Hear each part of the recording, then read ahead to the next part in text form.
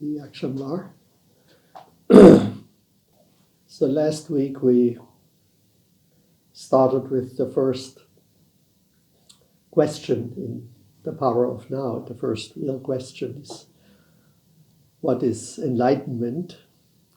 And Eckhart gives the definition, kind of very briefly, that enlightenment is oneness with being. And then on the next page he says, the Buddha says, enlightenment is the absence of suffering, right? Or the absence of suffering. So the Buddha doesn't say what it is, he kind of says what it isn't, right? It isn't suffering. And then the next few questions in the power of now are about, then what is being, right? Being one with being, but what is being? And so that's what I invite you to explore tonight, this question, what is being? Which is a huge question, right? I mean, it is in a way the question. What is our being in the world, right? What does it mean for us to be in the world? And is there a being that's kind of implied by Eckhart that is bigger than us, right? That's what then one of the question is, right? Do you mean God? They ask Eckhart, do you mean God when you speak of being? And the simple answer is that the term being is less loaded, right, with religion and all kinds of images and ideas than the word God. So he uses the word God sparingly, if at all.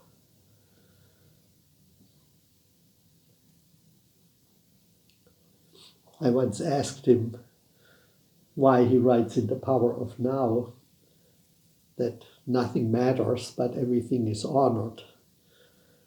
And it took him a while before he started to speak, to answer, and he gave like a 30-minute answer to this one-sentence question.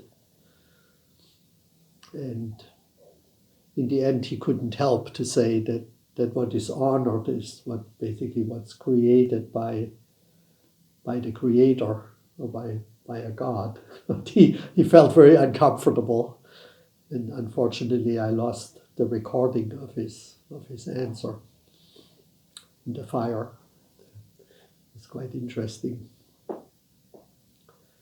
Mainly interesting because it's like an unanswerable question. It's very difficult to answer. And another thing he says is that you cannot really think or talk about this being. You can only experience it. And I think that even is already problematic, because if there is a you that can experience it, then that you is of course separate from the experience.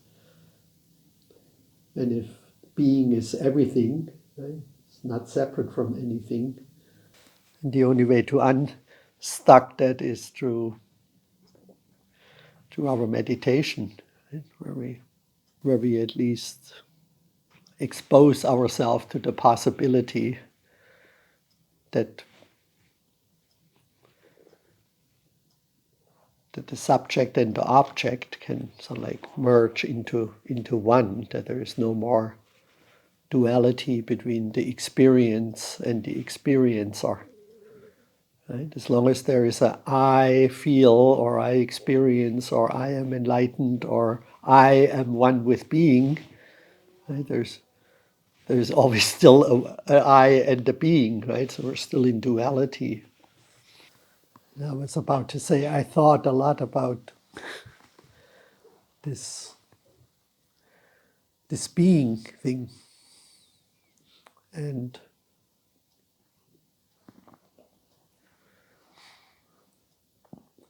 about 12 years ago, I was at a talk with Andrew Cohen, and there were his senior students, some of his senior students were there. And they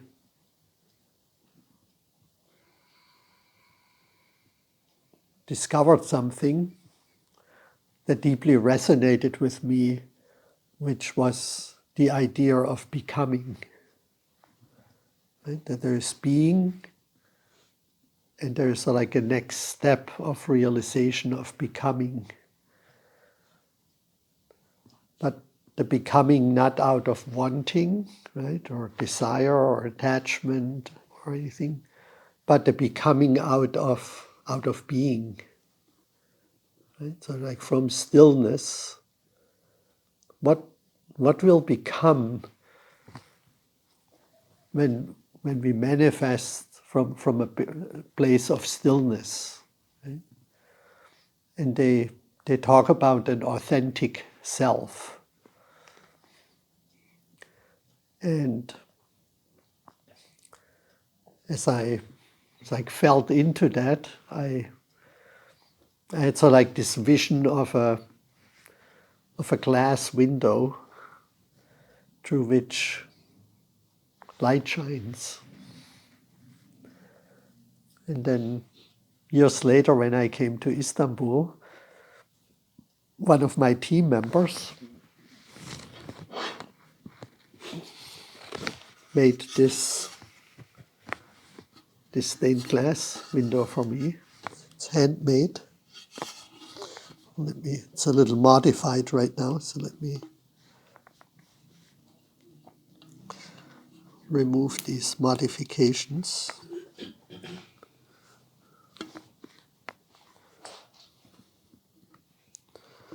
And it's really interesting what we're learning, from genetics and how the brain develops. So I got a little interested in that as well. Because for a while, scientists thought that when we are born, our brain is sort of like a clear glass, a clear window. Right? They called it tabula rasa. There's nothing there. And that we're completely a product of our environment. Right? So like when we hear language and experiences, they all kind of like then start to fill our brain, and then we think, right? We are a product of. Yeah, means like there's something there, like a white. It's completely white, right? Or transparent. But what we know now is that we all have certain genetic predispositions for certain talents that we're born with. They're in our genetic material.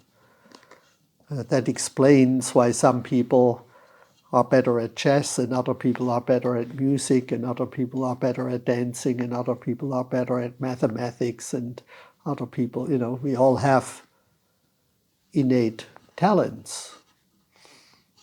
And we also realize that all humans have they can develop language. Our brain is pre-configured for learning language, for learning to walk, for certain basic human qualities. From music, for example, all cultures have music, right? For seeing, for hearing. So our brain is not, we're not born tabula rasa, but there are things that our brain automatically learns, and of course it learns it from its environment, but there are some things that all humans have in common. Right? When our sexuality at some point develops, and so they're just universal human qualities. Right? And then there are these unique talents that we have. And what I I don't know if you can turn off the light real quick and how this works. Can you turn off the light for a moment? I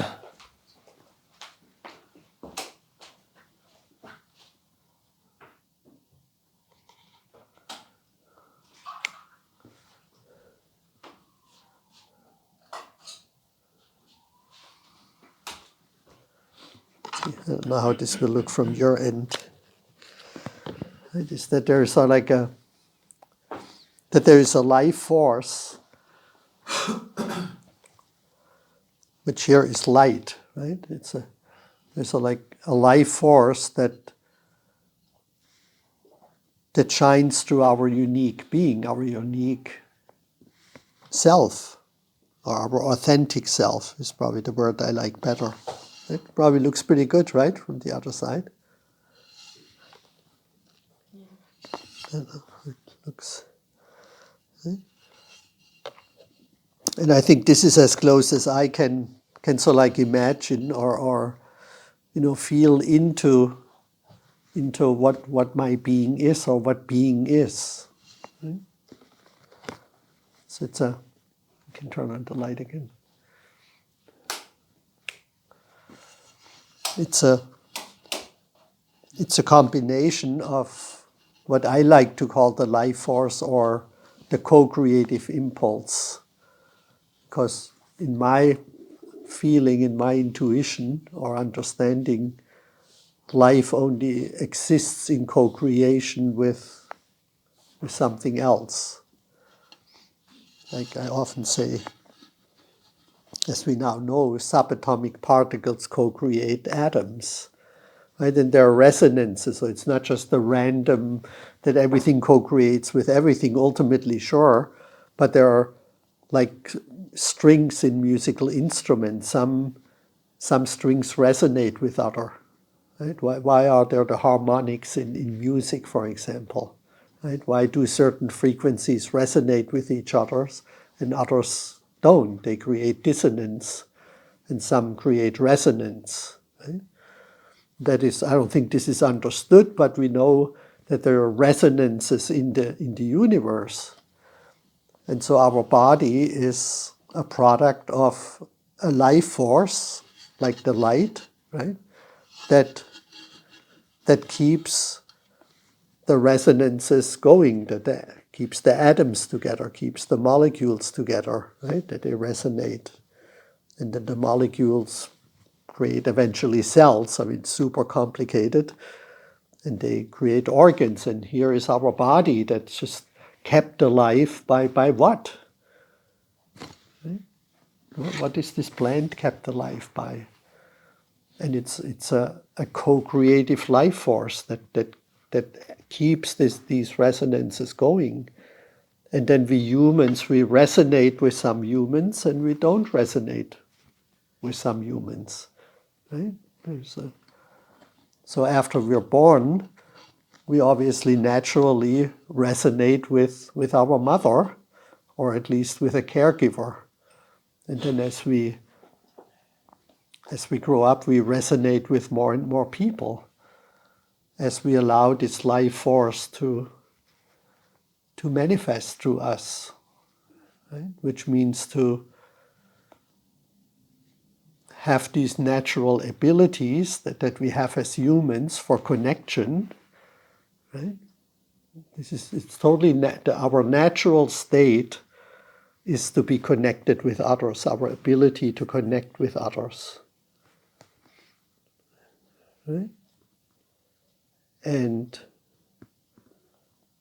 to have a sense of what we need, right? That we need, what do we need to survive? So Manfred Max Neef and Abraham Maslow, and they talked about being needs. Right? What are universal being needs that all humans have for their well-being? What do we need for feeling well? These are called universal human being needs. Like we don't need cell phones and we don't need, there's a lot of stuff we think we need that we don't need, but there are some core things that we need, like connection, warmth, sustenance, meaning, love. Right? And Abraham Maslow thought there's like a hierarchy to these needs, which he then later said maybe not, right? Maybe they're all there in a way. Right? Need for self-actualization, for meaning. And there is a need for trust, right? That we can trust each other, that we can depend on each other. And there is a need for autonomy, for self-determination, right? That we have a certain amount of freedom to choose our actions, right? Not against other people, but a sense of agency is the technical word, right? That we have, that we can live by our own choices.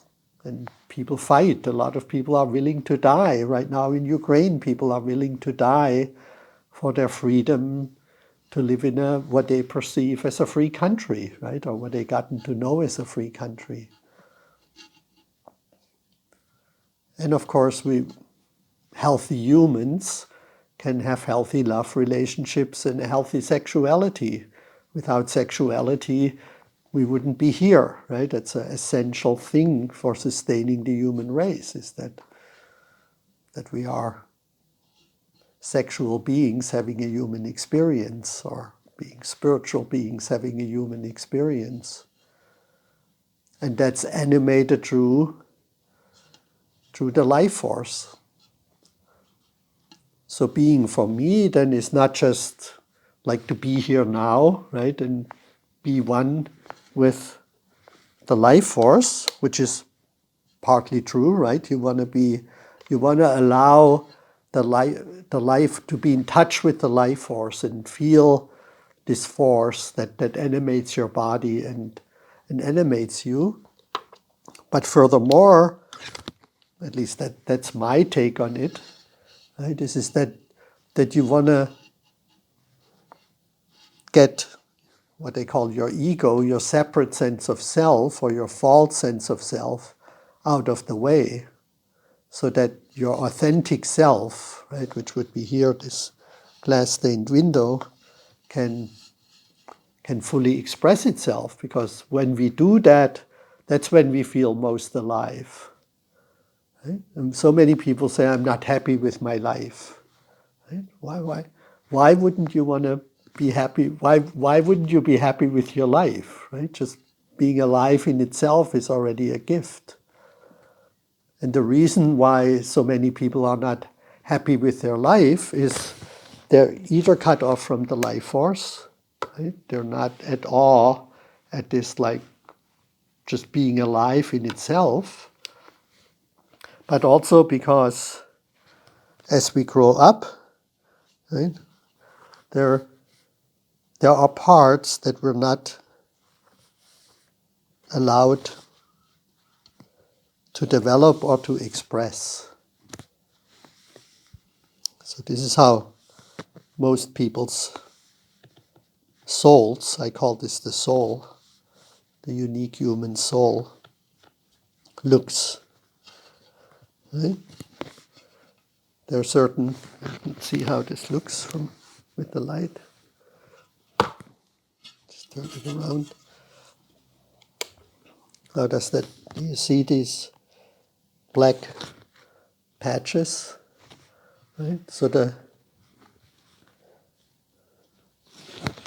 don't know how this looks when you turn off the light, but just curious. Maybe I make a box sometime where you see this. You see the dark patches there? And that means that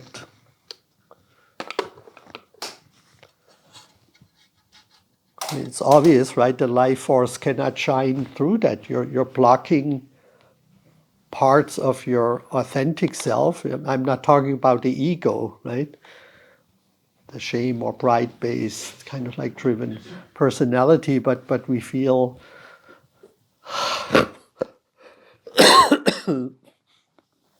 we don't feel fully alive. And I don't think just being present in the moment itself, right, kind of solves that challenge.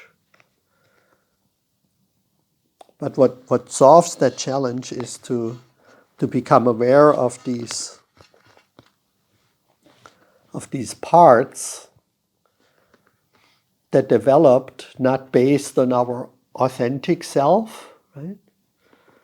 Like, I don't feel like a victim, right? But I was so drawn to playing music, and my environment, right, my family, so they were, don't spend so much time with that, right? They wanted me to become somebody else, not a musician. They didn't want me to become a musician. They wanted me to become some kind of technical person, right? Or I wanted to write, right? And then they said, well, you don't even know how to spell, so you cannot write, right? Which is not true. I mean, I proved it. I'm still dyslexic, right? But I know I can write. And each of us, was told at some points, don't be that way, right? Don't do that. That's not what we do, right?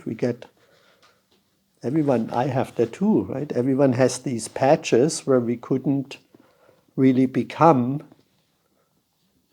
our full potential.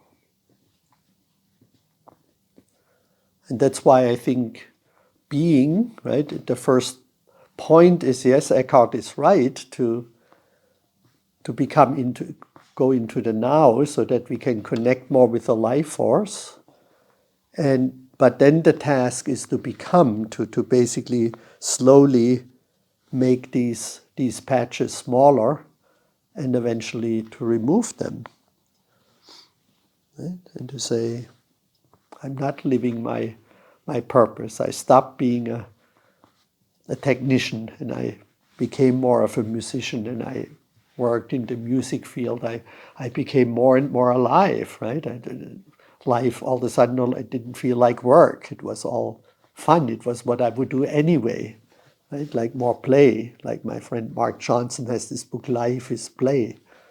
Or Goethe said, humans are most authentically themselves when they play, not when they work, when they play. And so we can become our authentic self by, and it doesn't go that quickly, unfortunately, right? If we could just go like, okay, let's remove these quickly, and then we would be our authentic self. And that's, if you have a Band-Aid, and you take it off, it sometimes hurts, right? It's like, owie, right? So it can be sometimes painful. Doesn't have to be, but often it is, to remove these patches that we have on our soul so that the life force cannot really shine through it.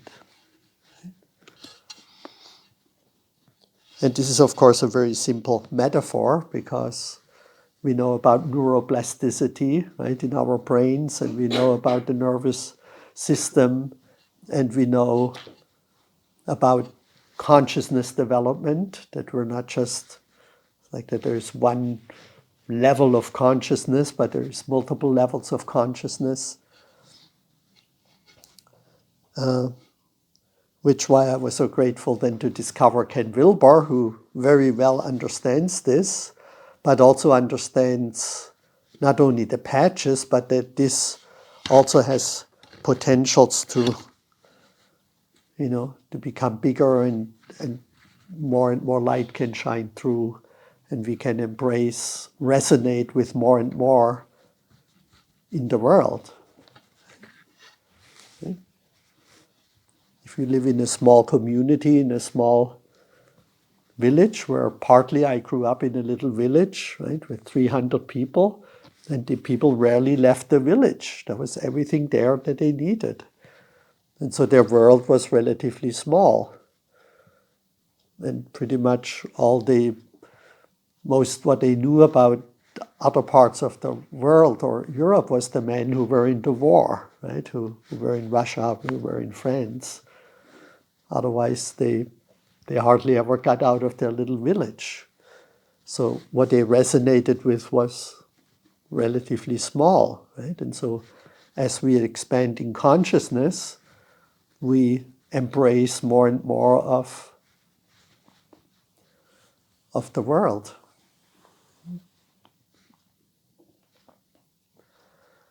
And so that's what I mean, what I think Eckhart means with being is, for him being is the life force. Right? It's like that what brings everything into existence. And the ego, which he then talks a lot about, right, is what cuts us off. So being one with being, right, means that we remove everything, all these patches, all these false identities, right, the beliefs about ourselves where we're flawed or where we don't feel alive, or right, that we make this a lifelong process to remove these, to heal these. And Eckhart gives us some advice, right? But that's why we call this the Power of Now mindfulness group, because mindfulness also includes psychological healing and includes development in consciousness and includes an understanding of the body and of relational mindfulness, how relationships are so vital for us to learn and to heal and to grow and awaken. It's not an individual process, it's a co-created process. That's why Eckhart writes in The Power of Now, 3 failed relationships will bring us closer to enlightenment than being shut away on an island in as many years. So, in other words, he says, going away for 3 years on a silent retreat on an island is much less likely to lead to enlightenment than to have 3 failed relationships. Why is that? Because if we just sit on the island, we don't become aware of these patches because nobody is calling us on our limitations or on our shit, basically, right? Just as we cannot look into our own face, right? We need others to reflect back on us, to challenge us, so that we feel, oh, here is some shame, here is some pain, here is some unrealized potential. Being in the world is really where the test is for our level of enlightenment, and intimate relationships are obviously the most challenging resonances, right? And then where we also feel the dissonance.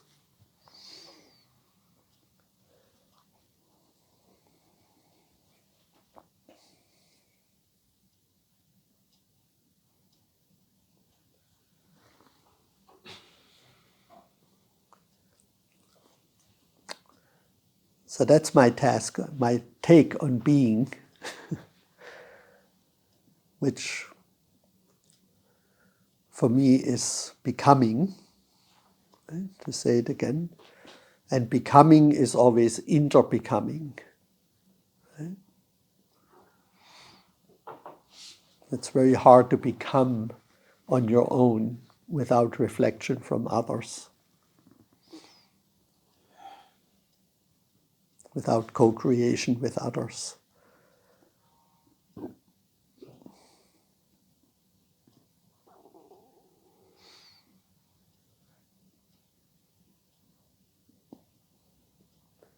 So in the integral relationship teaching, we have,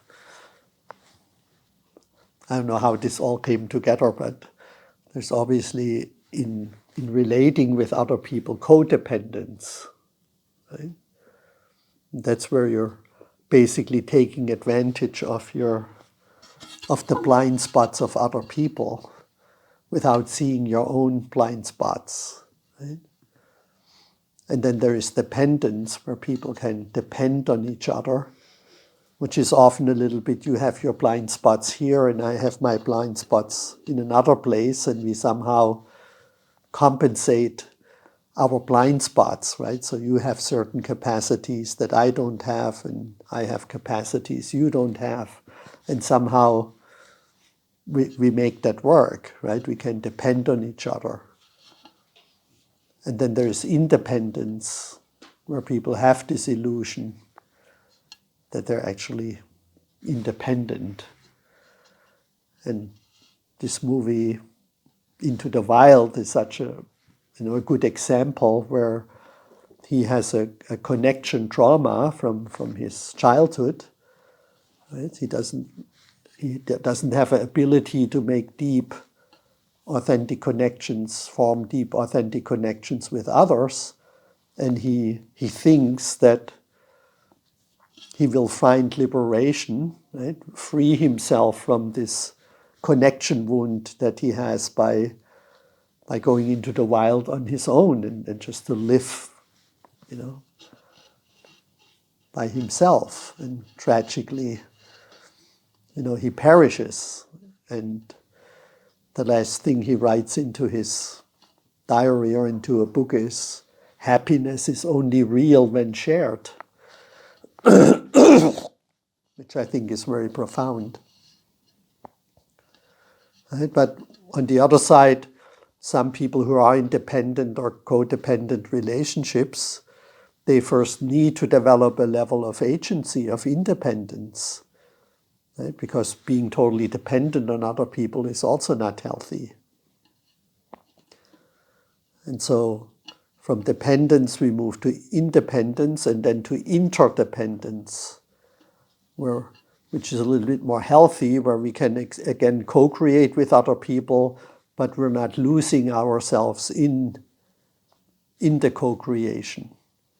Right? So since I was a musician, right, you not just have to play all the time what the other people want to play and do what they tell you, but you also contribute something, right? So it's more an interdependent co-creation of several creative musicians than co-creating something that's greater than the sum of the parts. Like this definition of synergy, right? Where the whole is bigger than the sum of the parts. And then there's interbeing, right? Because there's still a striving in interdependence. Right? And that's where you meet in stillness, in the now. And then there's interbecoming, right? Where something totally new emerges out of the relationship with others, the creativity, the novelty.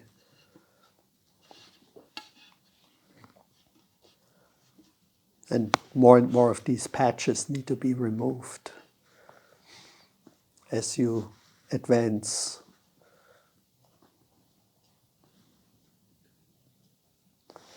So that's what I have around that subject. And I don't know what the next thing is in the power of now, but we're just going to keep going. What the next question is. Because the ego always goes like, yes, but. Right? The ego always has another question and says, yes, okay, I understand that, but what is with this? Right? Because the ego doesn't want to hear that. The ego wants to stay separate. The ego wants to be right. The ego is the conditioned.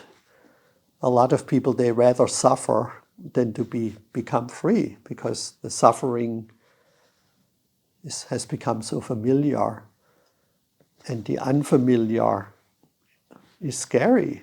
Right? So I rather stay in an unhappy job or dysfunctional relationship or miserable life or whatever it is, because at least I know what this is. Right? Everything outside is is unknown, is foreign, and that is threatening. So it can be scary. So the ego always says, don't listen to this. This is scary.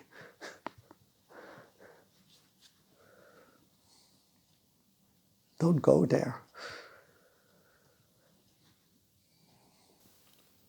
Rumi has a poem that says, everywhere is falling. Right? Last night the moon came dropping his clothes into the street. Everywhere is falling. Everything drops away. Right? That beautiful Rumi poem. Yeah. Falling away. Thank you.